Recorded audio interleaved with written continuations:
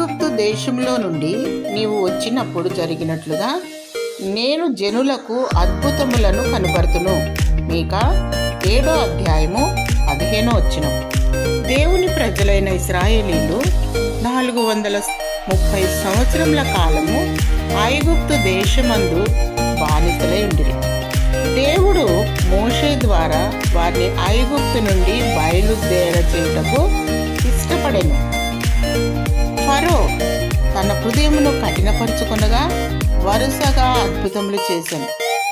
చివరిగా పస్కా పండుగను ఆచరించిన దేవుని ప్రజలు మరియు వారి కుటుంబములు మరణము నుండి తప్పింపబడిరి.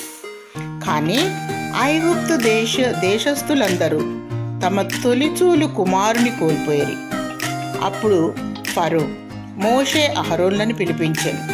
మీరు మీ ప్రజలను తీసుకొని వెళ్ళుడి అని సెలవిచ్చాను. అయినను వారిని వెంటాడెను. దేవుడు ఎర్ర సముద్రమును 2గా చీల్చెను. ప్రజలను మన్నాతో పోషించెను. పగటివేళ మేఘస్తంభము, రాత్రివేళ అగ్నిస్తంభము ద్వారా దేవుడు తన ప్రజలను సంరక్షించెను.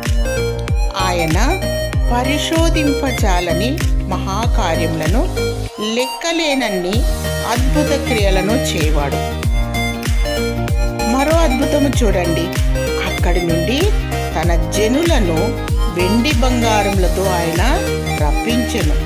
దేవుని బిడ్డ, నీవు ప్రభువునందు నమ్మిక ఉంచినెడలా నాశనము నుండి తప్పించబడదవు. మన దేవుడు రోషము గల దేవుడు. తన ప్రజలను బట్టి భూనివాసులలో భయమును పుట్టించువాడు.